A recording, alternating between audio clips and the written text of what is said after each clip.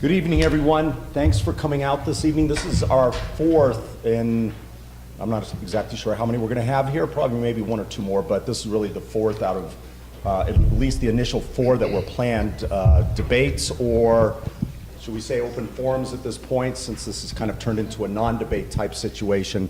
However, what we are trying to do as part of Englewood Citizens for City Transparency and also Englewood TV is to allow a discussion time for what is currently taking place in Englewood, and that is the recall of Councilmember Lorette Barentine.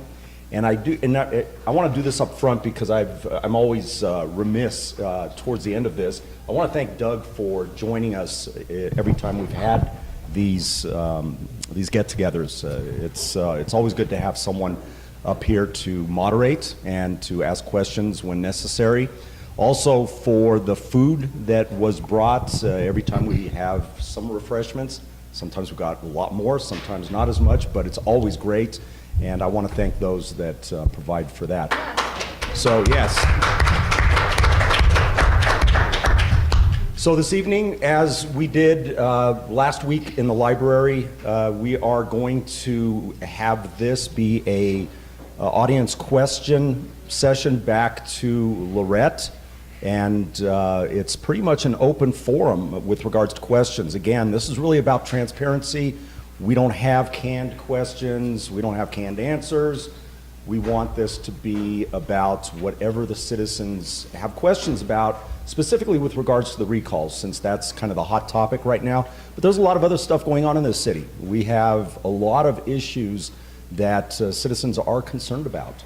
And so we want to have this as a forum in which we can get maybe some answers to some of those questions.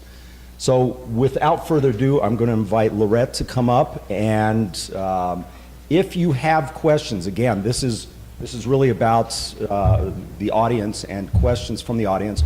We can do it one of two ways. We have cards that you can fill out your questions on, and Doug will be more than happy to read those. If not, then I will be going throughout the audience, and you can ask the questions directly. So it's kind of up to you whether you want to be in the spotlight or not so much in the spotlight. Anyway, thank you for attending. I know someone told me the Broncos are playing tonight, and I just completely spaced that out. So for all of you, and no one can leave, the door's been locked, so. Just where the Broncos are kneeling down tonight. So anyway, again, thank you for coming out here, because I know it takes time out of, all of our lives are busy. So thank you, and we will get started. I think we already have some questions on cards. We'll start with those. And then if you have any other questions, what was that again? Yes, thank you. So as we begin, Lorette, if you would just give a brief opening statement. I know we met about a week ago. A lot has taken place in the last week. It seems like there's a lot going on in Englewood, as I mentioned before. So Lorette, thank you. I want to thank everybody for coming out tonight. I greatly appreciate it. I kept my promise. I have made myself available to debate, discuss, answer questions on the issues that were raised on this recall, and I have made myself available. It is unfortunate that the people who are backing this recall believe or insist, at least on Nextdoor and on their website, that I'm not a good thing for Englewood. And if they truly believe that, then they should come out and defend that position, which they have not. That's unfortunate, because I think we're all made better in the discussion. I think all the votes are raised. Everybody gets better information for having that conversation, and that they're unwilling to is unfortunate. But I appreciate that all of you have taken the time to come out. I understand from Mike that there are over 300 views from the original debate, so it is nice to know that while that debate was very well attended by the public, that even more people have taken advantage of the opportunity that this organization has provided to make this available to the public, so that everybody can have the information on, so they can vote informed. And I want to thank the guacamole. Again, whoever makes that guacamole, they're doing a good job. Don't eat that mess. Marty for house party. Thank you. First question is, who on council voted not to release the executive session audio? There were only, it's easier to just say the two that did, and that was Councilmember Mayor Pro Tem Russell and myself voted to release the executive session that I protested on May 7th. It has come out in some additional documentation that now 3 council members believe that a council member was discussed at that executive session, and that is a clear violation of the law. You cannot discuss an elected official in an executive session, period. It's one sentence. It's probably up for lawyers to debate, but it is one sentence that says you cannot discuss an elected official in an executive session. They did. I protested that during the executive session. I protested it after we came out of executive session, and then Councilmember Russell, the Mayor Pro Tem, brought it to a vote, and it was unfortunate that they decided not to go ahead and release that tape. I believe that that was a formal protest on that executive session, but it's my understanding, I believe that the tape probably has been destroyed, and considering that on August 9th, it came to light through information on a police report that another council member stated to a police officer that the discussion in that executive session was about another council member, then I would have liked to have had another vote on that. But it seems that the tape might have been destroyed already, although I'm asked Monday night to get a copy of the procedure and, of course, to correct the May 7th minutes that did not accurately reflect that I had protested that meeting.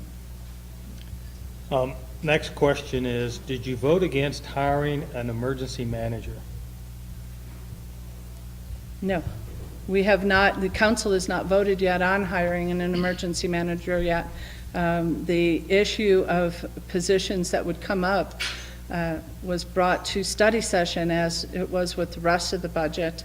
And it was my understanding that the position would be coming up to be part of the budget. However, in the middle of the budget process, the city manager has started having conversations with Littleton, unbeknownst to the council or without any conversation with us, having conversations with Littleton about sharing a position that actually doesn't exist yet. The position does not exist yet. You cannot vote in study session. So I couldn't have voted or not voted. We don't vote in study session. The issue of an emergency manager has never come to council for a vote. So I did not cause the flood, and I did not vote down an emergency manager. We were talking about the position, what the position would include, what that would look like, the kind of money we would pay for it, what their responsibilities would be, whether there would be enough work for somebody to do that position full-time. And then all of a sudden, we got information from the city manager that he had already taken a different course without ever discussing it with council at all. So, no, I didn't vote against it. Okay. In one of the games in person, you wonder why they have all these big pauses, and then you figure out, it's because of the commercials. Yes. It's not paused at home. No. Okay, Doug, if you would be so kind as to repeat your question. Okay. The question is, I have been telling people that you are not afraid to ask the tough questions that may embarrass others on council or in the city administration. What are those, or what are some of those tough, embarrassing questions, potentially? I don't ever ask a question or try to get information with the intent to embarrass anybody. I am pretty issue-driven, and if somebody gets embarrassed by it, then it's a side issue of that, of what may have happened or what was decided in the past. That's not the driving force for going ahead and trying to do the best job that I can right now. It isn't to embarrass anybody. I think that people who are embarrassed by admitting that they make mistakes, that they could do better, and I have admitted time and time again, I am better than I was 2 years ago. I'm certainly better at this job than I was 10 years ago. I am more informed, matured. I think when people sit there and dig their heels in, that they have never made a mistake or could do things better, then they bring on their own embarrassment. That's up to them. But I don't ever ask a question to embarrass anybody. But I do ask what I believe are tough questions. If we bring something forward to the public and it isn't added right, I do you no service to not bring it up. That the papers that are given to me, 2 and 2 didn't add up, it has to be corrected. I cannot vote on a document that isn't correct. And it's only fair to the staff, and staff isn't going to be perfect all the time. Certainly council isn't perfect, but it's only fair to bring that up. But I am an elected representative. It is inappropriate for me to take documents that have been provided to the public and then privately correct them. I have to bring those issues up in public because those documents have been provided to you in public. You've had a chance to look at them before we meet on council, and if all of a sudden things were changed on Monday, you'd go, how did that happen? Why is the number different? All of that has to be publicly documented. We're in a public arena. We're supposed to be transparent. We're elected officials, and I think we need to have a little bit thicker skin to go ahead and do the job that we need to do, admit that sometimes things could be done a little better, make the corrections with a little less brouhaha and hurt feelings, and move forward. We're like any business would be, like any professionals, and we have some amazing professionals working for us. But again, I don't ever bring up anything to embarrass somebody, but I do expect people to conduct themselves professionally in the best interest of the citizens who pay their salaries, and they should do the job they're paid to do. Thank you.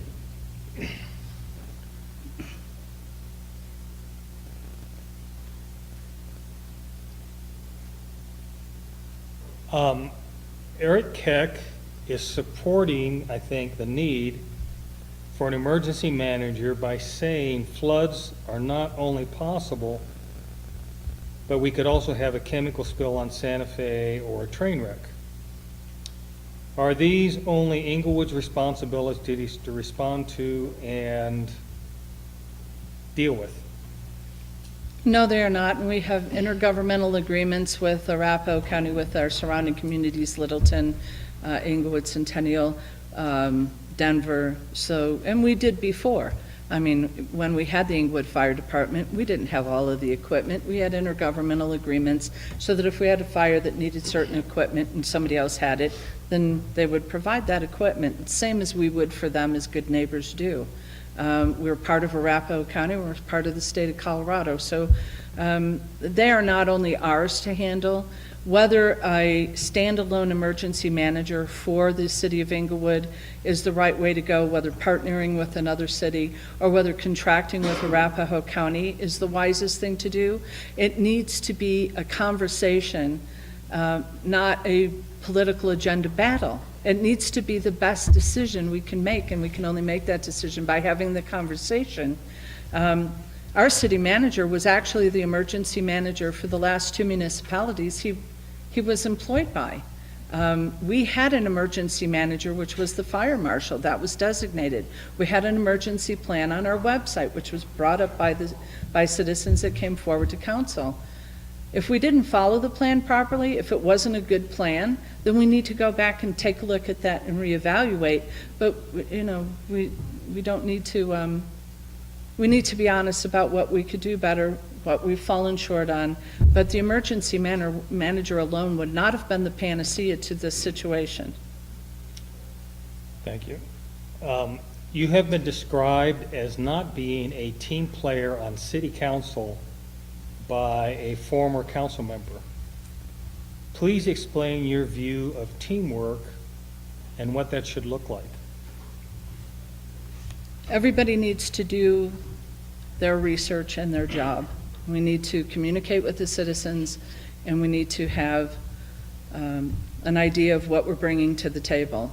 And once we come to the table, we should all have that discussion. Once we have that discussion, then I may look at something differently. Somebody else has a different viewpoint, and we have that discussion. I think that's the teamwork that sometimes we bypass by already having a decision that staff wants this, or that this is an agenda of the city manager, or this is an agenda of a certain council member, and so it should just go through. The issue that the staff is the expert and we should just kind of acquiesce to what the staff wants because we don't know better is not my idea of a good elected official. I can read, I can research, I can talk to people, and I need to come up with an informed decision.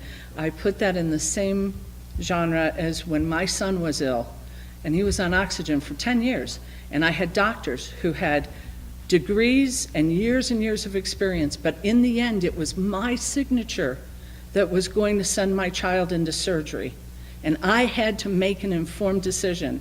I couldn't just look at a doctor and say, you know better than me, I'll do whatever you say. And sometimes I fired them. There were a couple I fired. And I made the best decision I could, I got informed, and I chose right. Now, the fact that my son runs 10Ks and does parkour speaks well to the way I ended up handling that. I did a good job with that. I handle council the same way, and that is that no matter how difficult the situation is, I may not be an engineer, and I may not be a city manager or an emergency manager or a CPA, but I can certainly go ahead and take a look at all of these issues and do the best job of representing the constituency as I can and ask the questions so that we can make the best decision we possibly can. Thank you. That's it for the cards. Are there any non-shy people here? I think we've got some more cards coming up, but I do have a question as a follow-up. We're talking about emergency management, and because the flood is still relatively new on everyone's minds, and given the outpour, if you will, at the last council meeting with regards to the flooding situation that took place about a month ago, a question that's always been in my mind is, where are we at with any proactive, and when I say proactive, I guess that's the wrong term, reactive efforts on behalf of the city with the area that was affected? And we had people talking about the drains and, they're full of, debris, whatever that might be. Has the city actually, even in the past week since the outpouring at the council, has anything happened?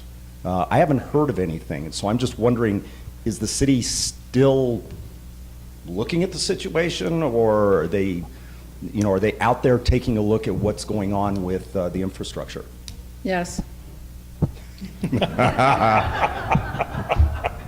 Okay. We have two studies that were brought up at several of the meetings from 1999 and again, I think 1980. And in my conversations, even if we had $1 billion right now that I could spend, somebody's got to tell me where to dig. Somebody's going to tell me what the solution is. Knee-jerk decision-making is not a good idea, just to go ahead and placate the situation either. There are some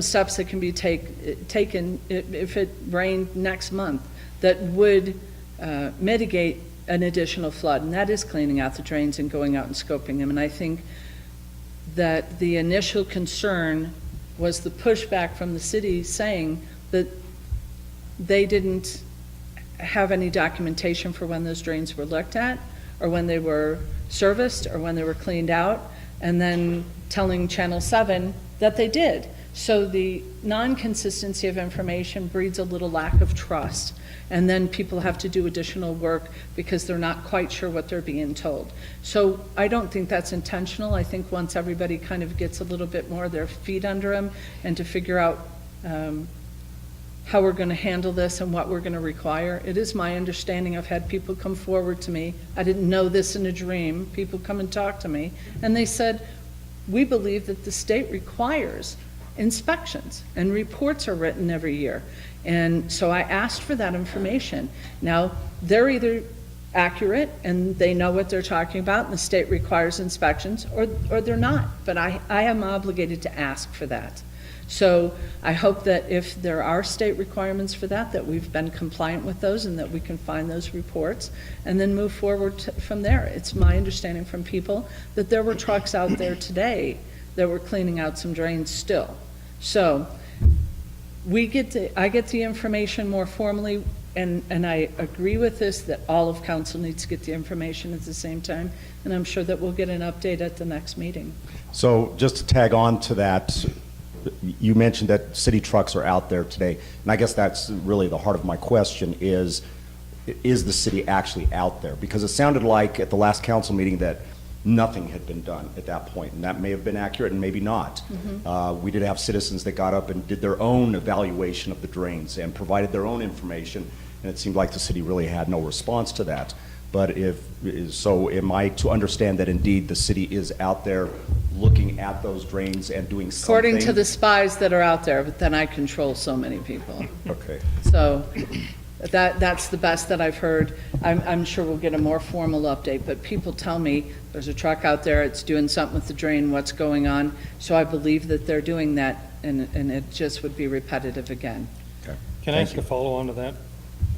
Not being from Englewood, was the rain event a 100-year flood or a 300-year flood, or for the areas that flooded, or was it just a normal rain event for Englewood? There is an argument about that. The city initially claimed, the administration initially claimed that it was a 100-year flood.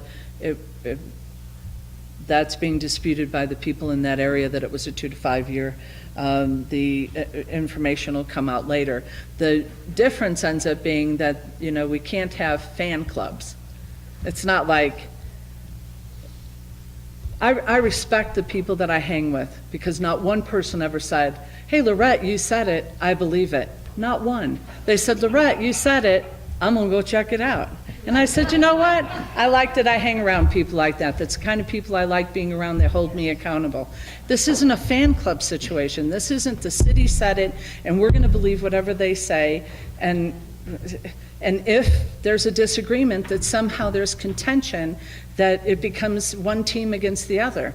If somebody comes forward and says that they believe that this is a 2 to 5 year flood, then it's a conversation, it's an issue, it's going through the facts, it's going through the information.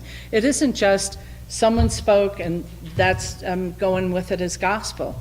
So there is contention over whether it's a 2 to 5 year flood. The concern with that is that when it was originally brought up that it was a 100-year, that there wasn't really anything we could do. Well, then that would leave us somewhat helpless in fixing the situation.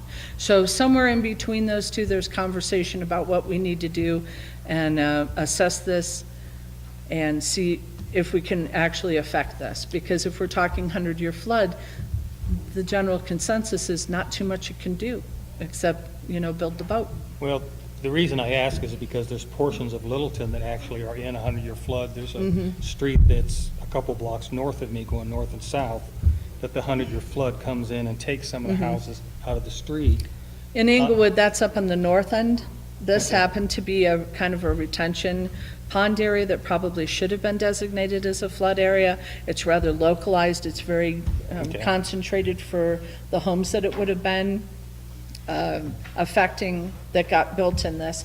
They have regularly flooded every basically 5 years, a little bit of span of time, but it's a very concentrated area. The way that all of the drains come down, it affects a very limited amount, a limited area, but obviously with very devastating results. Somebody lost their life.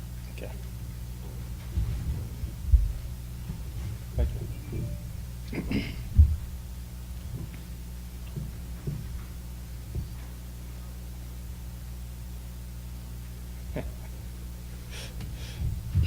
This looks familiar. At city council meetings, when taxpayers get up and ask questions week after week, is the council obligated by law to answer, hopefully by letters or emails? No, we're not. what you do is you don't reelect people that don't respond to you. You, hopefully in an election, not a recall, that people that are not willing to have the tough conversations, to go ahead and respond to people that would prefer to say you're wrong for asking it, or it's unkind to ask a question, or that's your house. That City Hall isn't council's. That's yours. And you have a constitutional right to address your elected official. That's why every single public meeting has public section, because it's your government. You're supposed to be able to use that. I have been dismayed by the push with the previous council to go ahead and limit the amount of time that citizens have to talk, with the caveat that somehow you're taking up too much of our time. You are our business. The city is our business. So, no, they're not obligated, but then if that's not the representation that you want, then don't elect people that aren't responsive to you. And if you are okay with that, then elect people that aren't responsive, and you have very short meetings and bigger bills, I guess. I don't know. After looking into the $236,000 emergency fund expense, and after looking at the municipal code, do you feel that the city manager violated the Englewood City Charter? It's a two-part question. And then the second part is, why has no vote come up for a reprimand of the city manager, presumably assuming that the answer to the first question is yes? Yes, he did, and he already admitted that. He's already admitted that. Then we get to the reprimand part of it.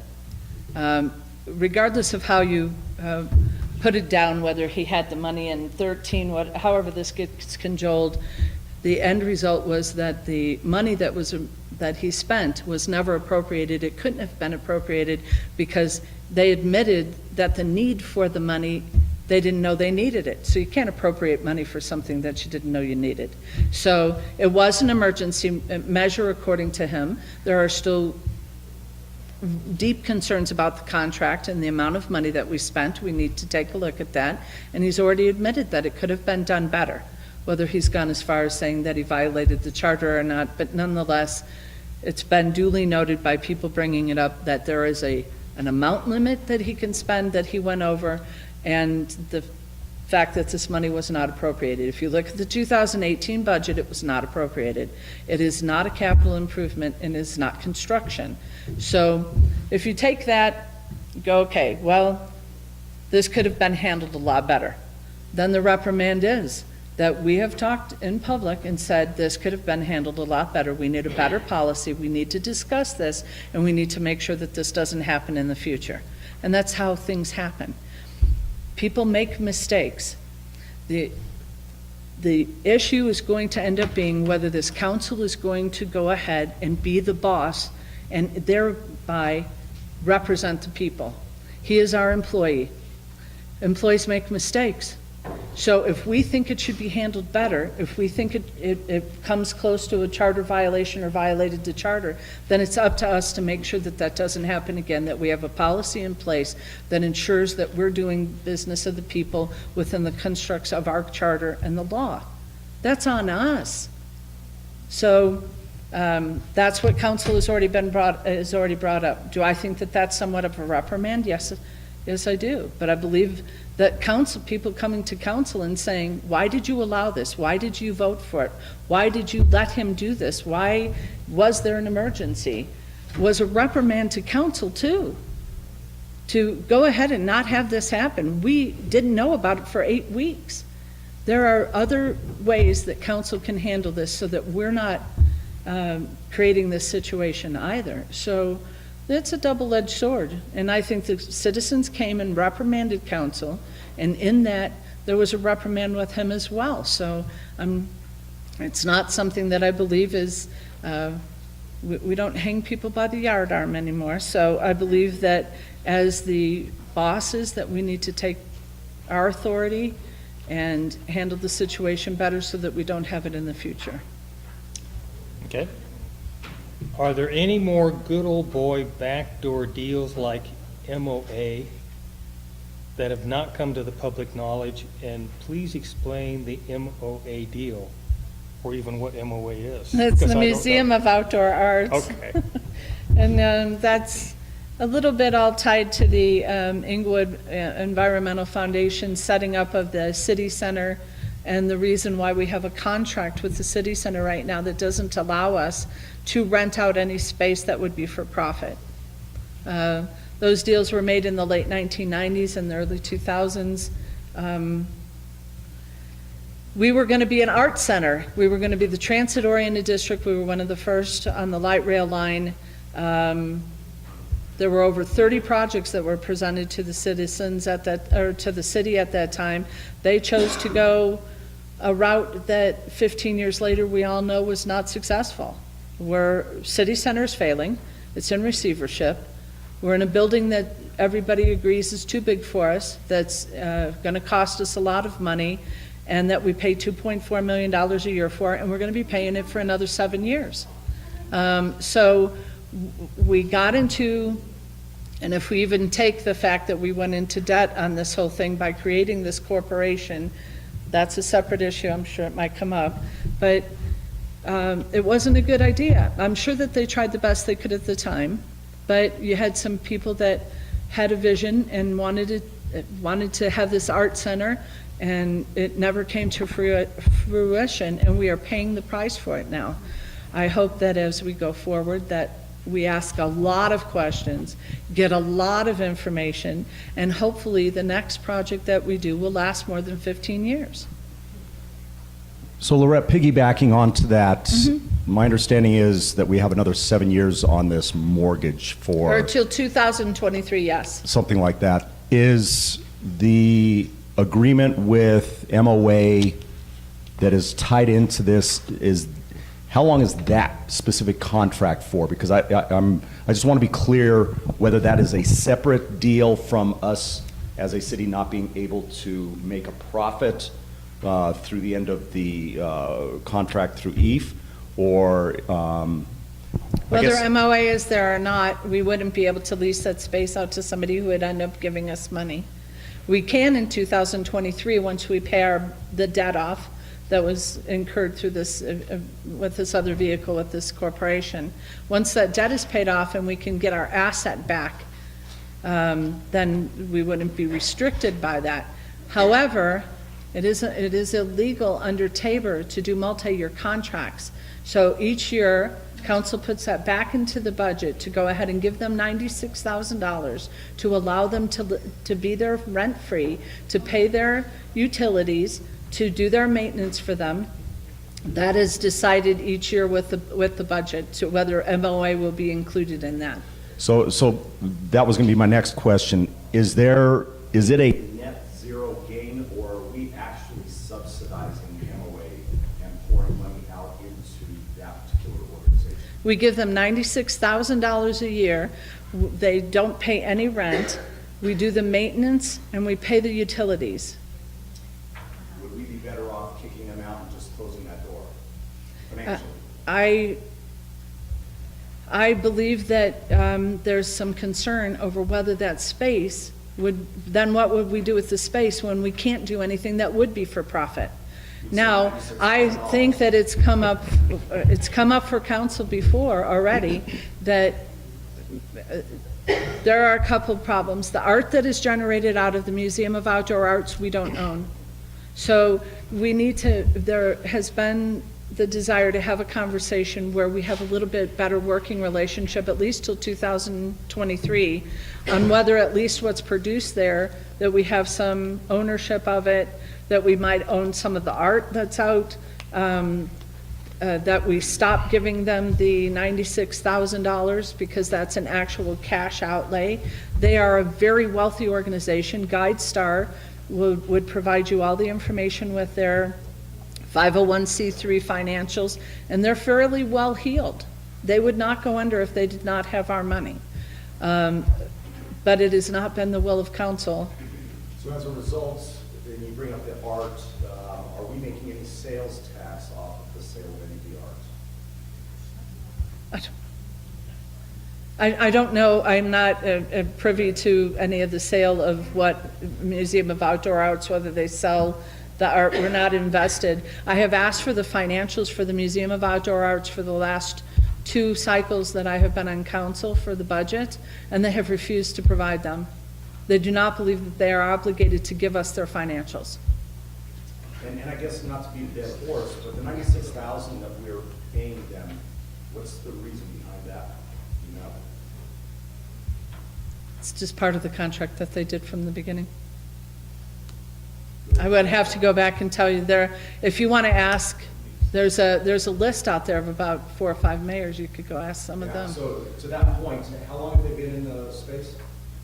Since the inception, and that was in 2000, late 1990s when it was completed. You sure you don't got another follow-up on that? That'll be it for me. Okay. Thank you. I am still only one of 7. I want to remind everybody, I actually am not God on council. I never thought I was, never pretended I was.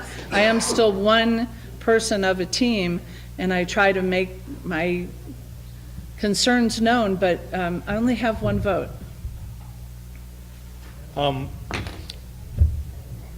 Why do your opponents push for a recall so close to the elections? What's the hurry in getting you out? I don't know. I think it's rather foolish and a waste of money if they wanted to put the time and effort in to put somebody up there, which is another issue because they keep saying that they want somebody who's civil and knowledgeable and informed and kind and polite, and maybe they have fairies and fly around. I don't know.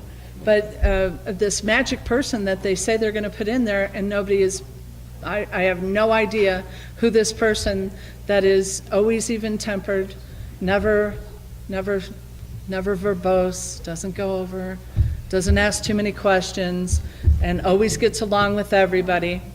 I don't know who that person is, but I've been around doing this for about 20 years. I've participated with stuff going on with Littleton, Sheridan, Aurora, Centennial, and I've not ever seen a council that just gets along like they're all part of the 7 Dwarfs or something. The latest that came out for on Nextdoor that somebody pointed out was that previously all of the councils for the last 20 years all got along. They were all just, they were civil and nice to each other, and it was all roses and, oh, it was all just amazing. There were, if the tapes were available, then you could go back and listen to the tapes. Hopefully they'll come back online with the city. There was contention. There were bitter arguments with the school board when they tried to take the money from and tax the school board. There was a recall of Rita Hathaway before. There were bitter disagreements with some of the people on that list. They seemed to, I actually seem to have brought them all together in an odd way, because they bitterly fought each other through the years. And there are people on that list that I'm glad that I was able to bring them all together under one issue. This question basically is, why don't we know when the city last serviced the drains that were flooded? I don't know, we should. We should have that information. I don't think that you ever have employees out there that are just wandering the city. I believe that they probably do have some of that documentation, and they need to garner it together. I have heard from employees, one of them who is retired and another one who's with them, although they don't like to be named because they're a little concerned about, I'm heartsick about any time any employee is worried about speaking to anybody, especially an elected official. But it's my understanding that they do regularly. They have a program and that they write reports. Whether that's true or not, I've brought it up in council and I've been told that's not the case. And then the new public works director said maybe they do. I don't know, but I'm sure they're going to garner it together. Okay. What can citizens do to get a forensic report with regards to the 2 corporations? I'm assuming ETH and EMRF. The Englewood Environmental Foundation and the Englewood McClellan Reservoir Foundation. The first step you could do is not recall me. Because I've been fighting for this for the last 4 years. Before I was back on council, I asked for the financials, and they said, we are not going to give them to you because we're a separate corporation and we are not bound by the core request. And then I got on council, and the first thing I did in November of 2015 was I said, I want to see your financials. And they said, well, when we sit on that board, we are that board, and we are not bound by anything the city tells us. And I said, well, when you're over here, if you want to stay over here working, you might want to open up the financials there. I asked for the books. The assistant city manager and the city manager the next day said that they were turning it over to the district attorney. I deferred to their better judgment that in them looking at it, that they felt that they were doing a better thing. They didn't turn those books over to council, they turned it over to the district attorney. The district attorney then spent a little over a year, almost a year and a half, came back with a report that I've made available to everybody on the website, barentine4englewood.com. And you can read the report along with the notes that I put together on the report that I think warrant a forensic audit. We have to make sure that we are doing business in this city in a way that makes everybody comfortable, that's above board, and is in the best interest of the taxpayer dollars. The asset that EAF owns, that corporation owns, belongs to you. It is yours. It is the 54 acres of the city center. It's yours. It got turned over to a corporation, a debt got incurred, and we are paying a mortgage, our debt, our lease, to them to pay that debt off. That violated, in my opinion, state law in Tabor and bypassed the voters, and instead of that council in late 1990s and early 2000 should have gone to the voters and said, are you willing to go into debt? We think we might have to mitigate some environmental issues here. Are you willing to go into debt for us to go ahead and build City Center? And then the voters should have decided, not the politicians, not bypassing you. And then set up a corporation that then are run by your employees that then say they're not answerable to you. That created a situation where the fox was watching the chicken coop, and that created some problems. If there is nothing to see here, let the forensic audit show that. And if there is, let's learn the lesson, figure it out, hold people accountable, and then do it better in the future. And that's also why I think they're asking for the more and more people who have been involved with this whole process through the years are coming out of the woodwork, which is making me believe that more and more people would prefer that the information not come out. The distinguished looking gentleman in the t-shirt. So running the city is like running a business. We have Board of directors, we have management in our business, we have workers in our business. In a business, when I hear that somebody screws up, and I've heard here that obviously a lot of people in this city are screwed up. People who work on trains, people who spend money they're not allowed to spend, directors who you ask where the money went and they go, we're just not going to tell you. In a business, they would no longer be here. They would be fired in a minute. What does it take, this city council, what does it take to fire somebody? Or you just have a job here that goes on forever no matter what you do? I mean, if you kill somebody, what do you get, lose a week's pay?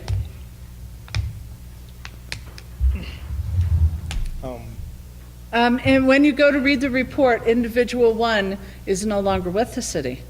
The assistant city manager at the time that refused my core request before I got on council is no longer with the city. The public works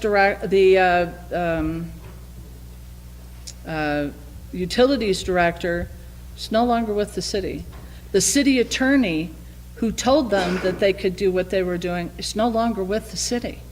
So, to answer your question, it is similar to what I said before, is that the council has to make a decision whether they're the boss or not. Now, you've had, in just the 2 years here, 3 turnovers since we've had the new city manager.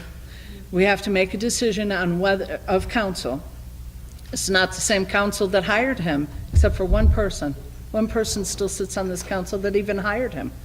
In all fairness, I don't think you can go ahead and do something to any employee unless you have some leadership and direction from the people that are supposed to be his boss. And until that happens, and until we have an opportunity to go, here's what the problems were, here's what our authority should be, because if we acquiesce our authority, we're not representing the public, and here's what we need to do going forward. And if somebody then turns around and says, I refuse to do it, then maybe we can take some steps, but you have to do some remediation steps to go ahead and try to fix the situation first. It took me 5 years to wrap my head around what was going on with Eve and Emurf, and to understand, to try to take the higher road, to try to do the core request, to try and get information. It took me 5 years to get to this point. I'm willing to give somebody some grace in saying, do you want to come to the new side of this with us and fix this or not? But that question has to be asked, and you have to have a council that's willing to lead. So we're out here as citizens. City council's doing a tap dance out there, and we know who it is, that doesn't want to change anything, doesn't want to fire people, doesn't want to do anything else. And now, what? It becomes our job to get it done? Do we actually have to go to the Attorney General of the state of Colorado and start a lawsuit against the city of Englewood to find out what's going on? Do we have to go to the FBI and find out about all the corruption that's going on in this government? Is that what we're going to have to do? Is that the plan? Because obviously we have a mayor that doesn't even know how to run a city council meeting. I mean, I don't want to tell her, but Bob's rules of order are written down if she wants to learn them. And you know, we're frustrated here. How do we take care of it here? Because obviously it's not going to be taken care of in city council during my lifetime. I hear your frustration. I don't agree with your end result on it. I do think that you have people that are trying to take care of it. I think that if I get recalled, you're going to send a really good message to people that they should sit down, shut up, and do what they're told.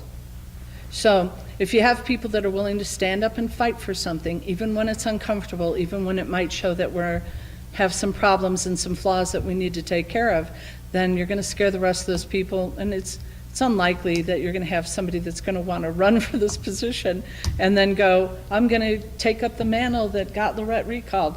So I think that we are at a crossroads for the heart and soul of the city on who's in control and how we're going to govern, and it needs to be respectful and civil, but it needs to be real. We have to stop pretending that we don't have these problems.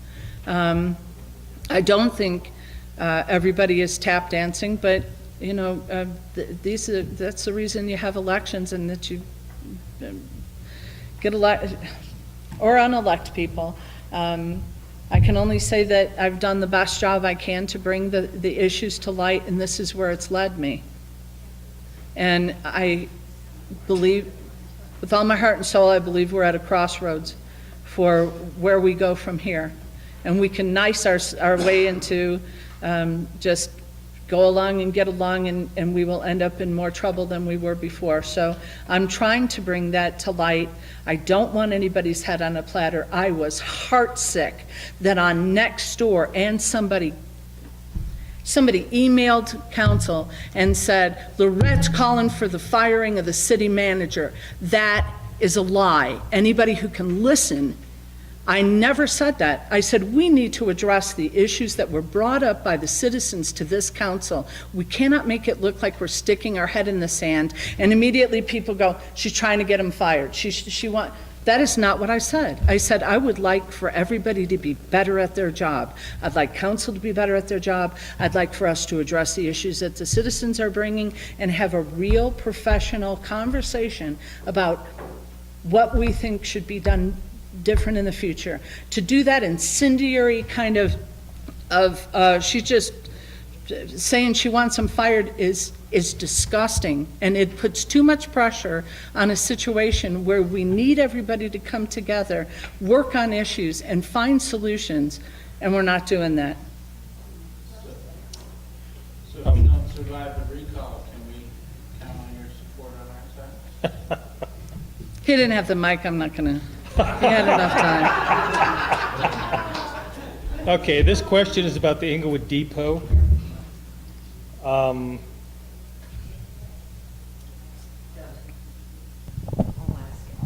Okay, good. Thank you. Can you tell us to what benefit the city of Englewood would sell the Englewood Depot at the corner of Dartmouth and Gallup. Galapago, when I personally presented 3 different offers, one of them for 3 times, more than 3 times what they ultimately sold that Englewood Depot. Cash offers. I did not receive one phone call back from the city of Englewood. Not only was I there presenting 3 offers, but Mr. Dietrich of Dietrich Chocolate showed up that night and protested, saying he had been trying repeatedly to make offers to the city for that building so he could locate a chocolate factory inside of it, a historic tour of how chocolate candy would be made that would also tie in Englewood historic stuff. So can you tell me to what benefit the city of Englewood would sell that Englewood Depot for $30,000? To what I understand to be, I have no idea. To what I understand to be one of their buddies. What, Tommaso? What was the benefit of that? Who's benefiting? Who's the benefactor of this? I mean, where's that coming from? That's my question. That was sold prior to my getting on council, so I want to make that clear first. Second, 250 of the 1,000 signatures that were collected to stop the sale of that, I got. I was an integral part of fighting against the council at that time. My sponsors of my recall, Penn and Woodward, sat on that council. I went and got signatures to stop the sale. It was called Depot Park. It was maintained by the Recreation Department. It was in the Parks Master Plan, and the charter says that you cannot sell parkland without a vote of the people. The former city attorney told the council at that time that if they wanted to say it wasn't a park, it wasn't a park. They sold it 2 months before it could get on the ballot, and on that ballot, because we got almost 1,000 signatures in 3.5 weeks, and put it on the ballot, and on the ballot by over almost 80% of the people said, we want to be able to vote on it. But it was already sold by then. So no, I don't think it was a benefit to the people at the time that I went and got the signatures and fought against it. I don't think it's a benefit now. I mean, at that time, who knew what could happen, but time has passed now. They've done nothing with the property. Council has asked several times for an update of what's going on with that property, and it has come up at council now twice that maybe we should take steps to take it back. The question here is, where is the EAF contract? Where is the common area maintenance contract? I'm assuming that's what they're talking about when they say the EAF contract. And why can't we see them? The EAF contract, actually the setup of that corporation is available on the Secretary of State's website. You can get that information. The bylaws? Yes. Okay. For how that was set up. The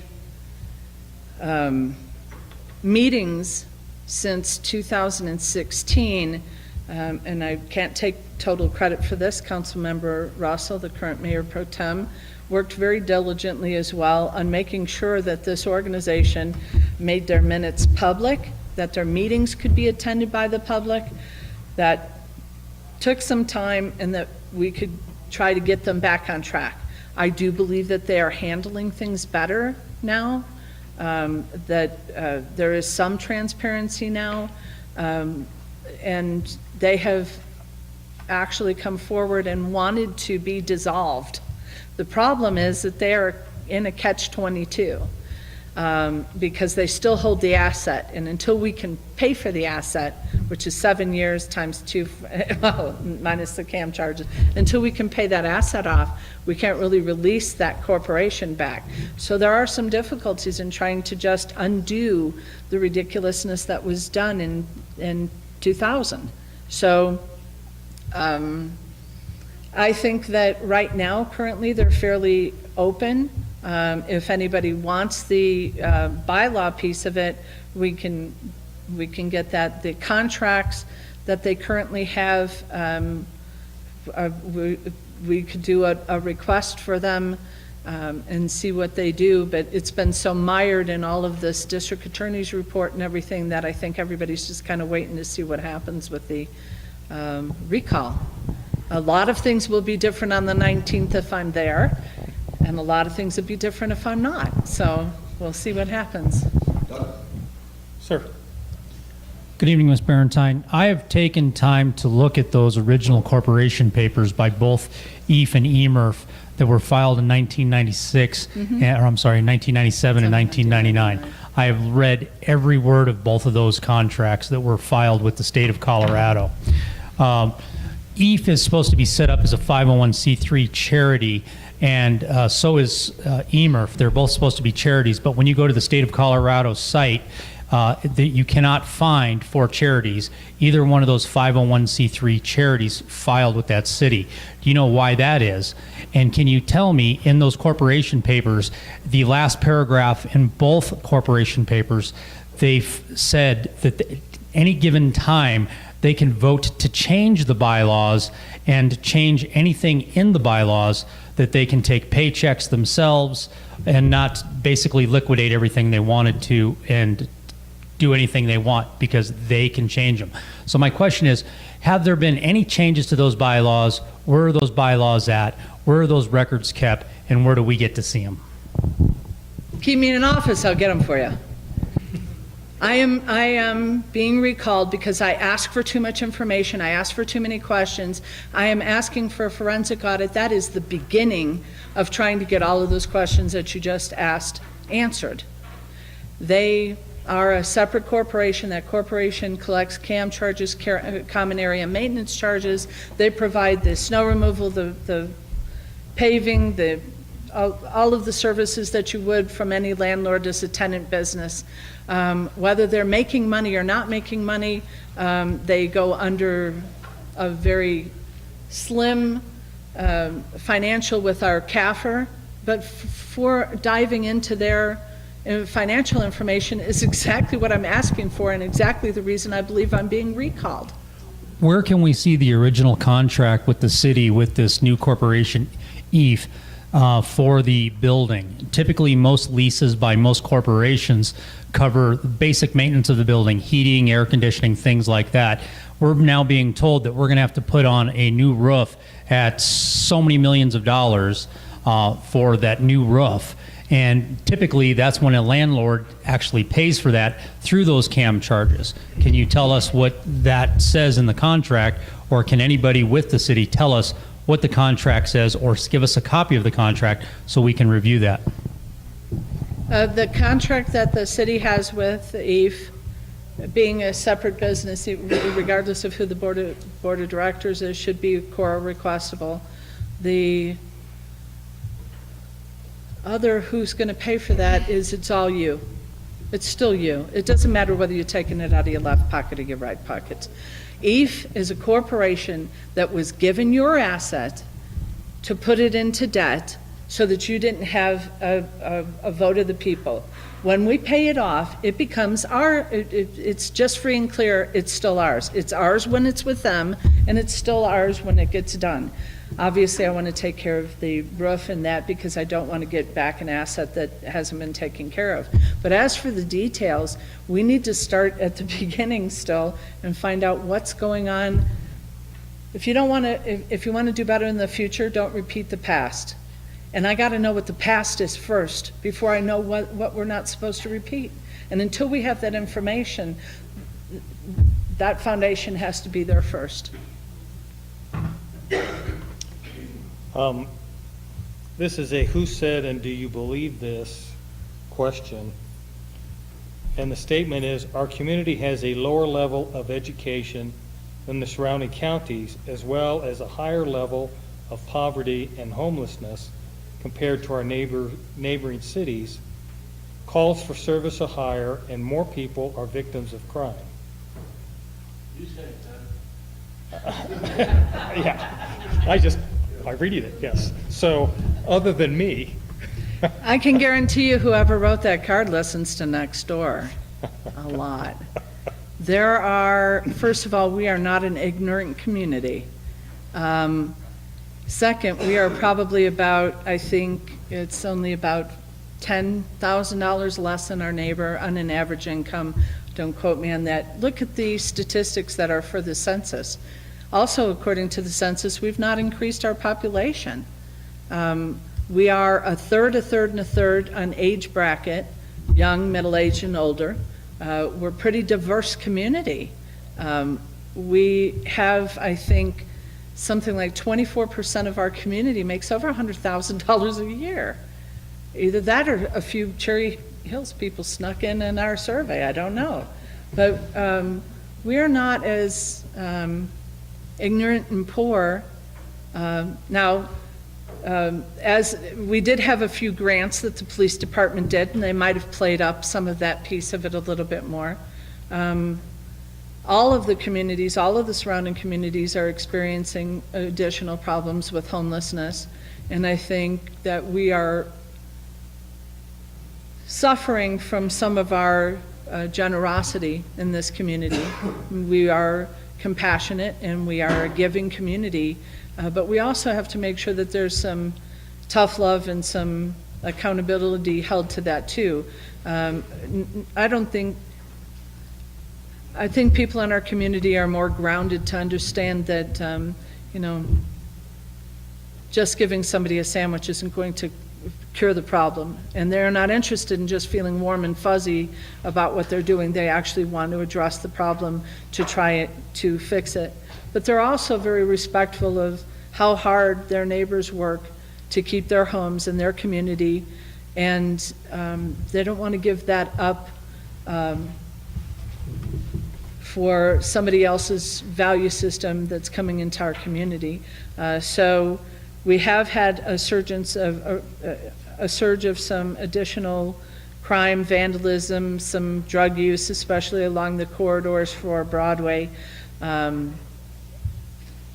around facilities that service the homeless. And we have to hold everybody accountable. We just have to hold everybody accountable. We hold our neighbors accountable to follow the law. We have to hold anybody else who's in our community accountable to the law. quick yes or no question. It's gonna be- I can't do that. Did you not read the recall?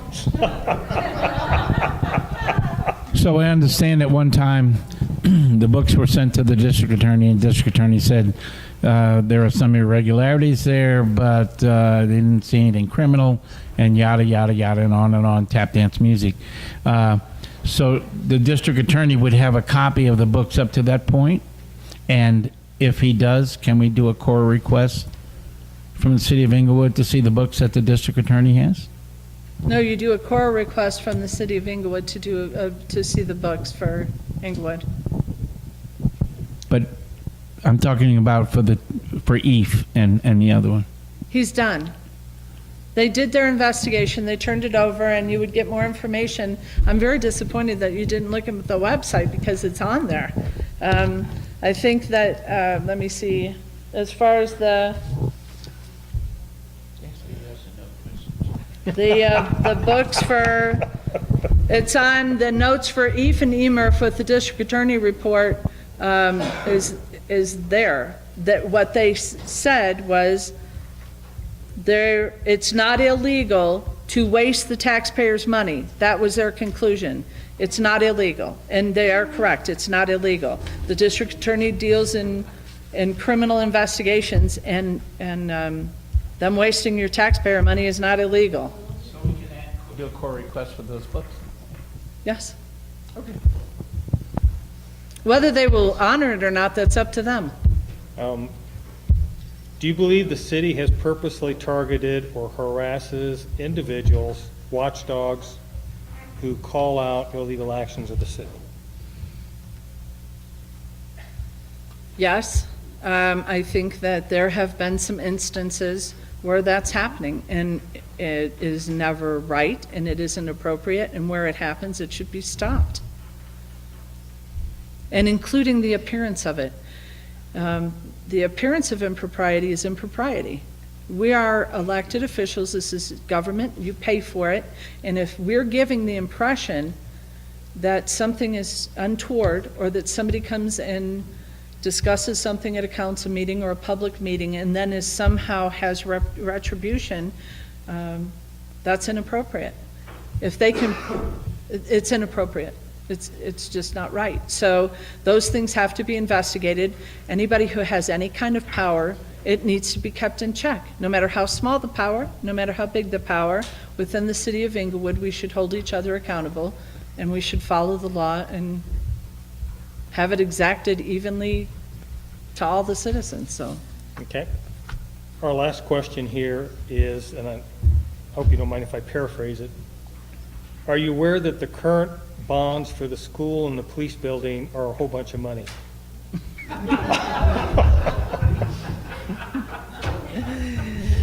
I think just plain cash, it comes out to like $190 million. And with all of the debt and finance that goes on to that, we're well over $200 million. That's a lot for this community. So that leaves less room for other infrastructure issues that we are going to be facing. So it is a whole bunch of money. Oh, we do have some more questions. I'm sorry.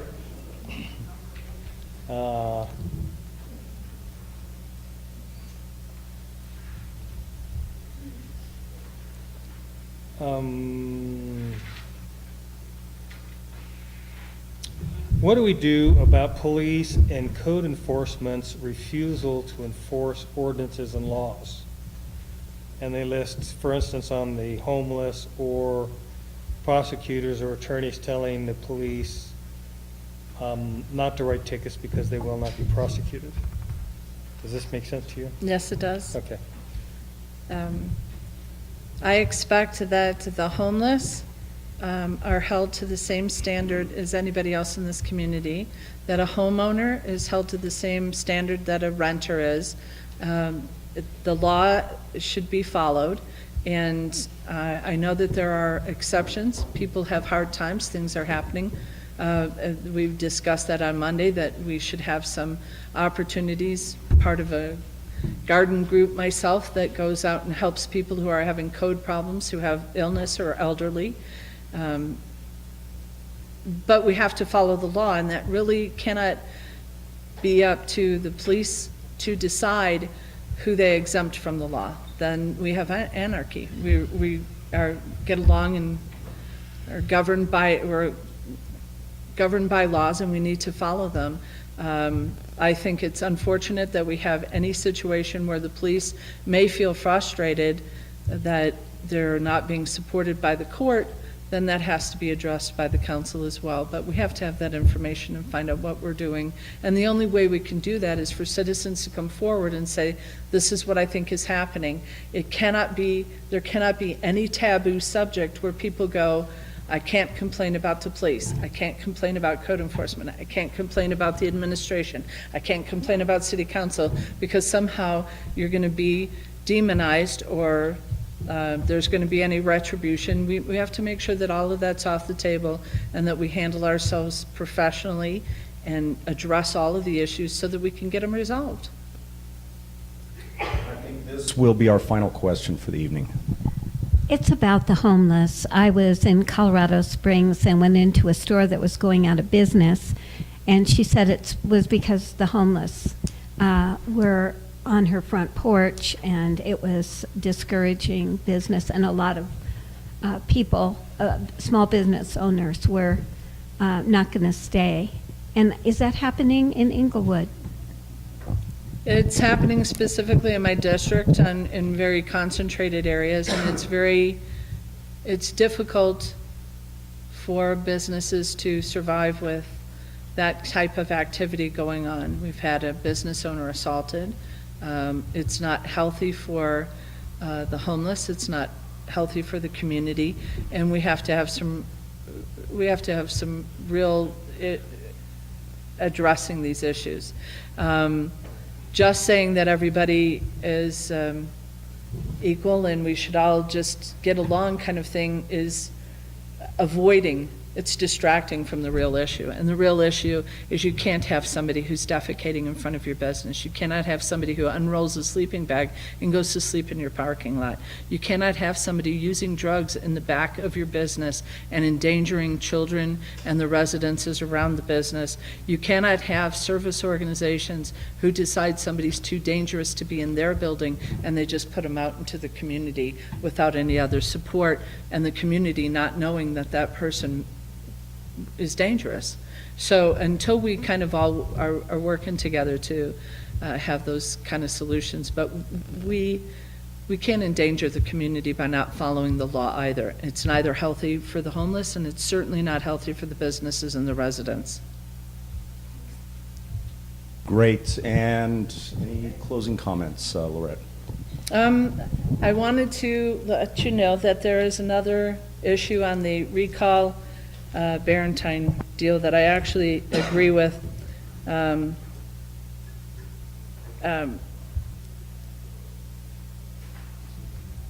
Somebody wrote, and if you decide to read the whole thing, you'll understand why I'm only going to read one paragraph, is Woodward and Penn certainly made policy mistakes during their tenure. They failed to properly mind the shop. They failed to manage former Englewood city manager Gary Sears. They sold the depot, which remains a blight and an eyesore, but has garnered hundreds of thousands of dollars of equity for the new owner. They all oversaw the death of the Englewood Fire Department. What isn't here, and that's a pretty hefty list. What the people who are trying to recall me then believe is that what I've done is worse. That my obstruction is worse. My asking questions is worse. My wanting more information is worse than that. I believe they're wrong. I think that until we change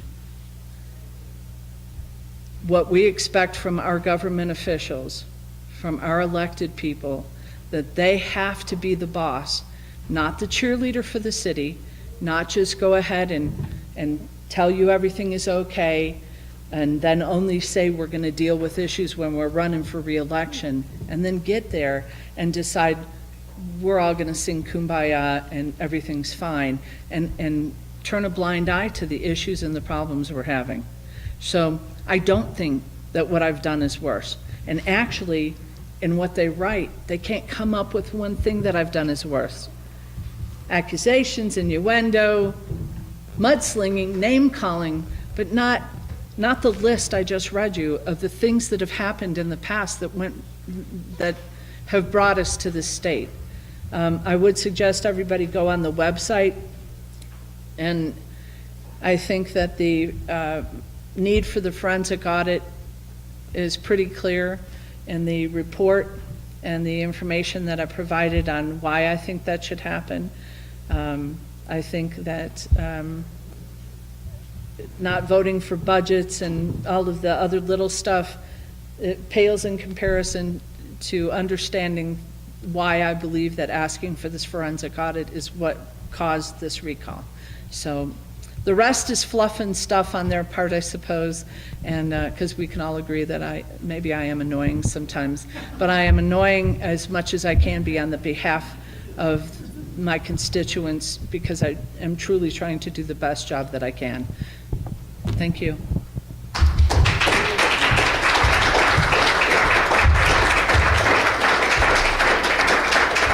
Again, on behalf of Englewood Citizens for City Transparency and Englewood TV, I want to thank you, Lorette, for coming this evening. It is a service to your constituents and to Englewood to be able to have these types of open forums. So again, we thank you. I just want to let you know that this is not the recall committee's last chance. Anytime they want to set up a debate, anytime they want to talk about these issues, I am available, as long as it's not a council night. As it turns out, I think the only meeting they're going to have is on a council night, so I'm pretty sure I'm not invited.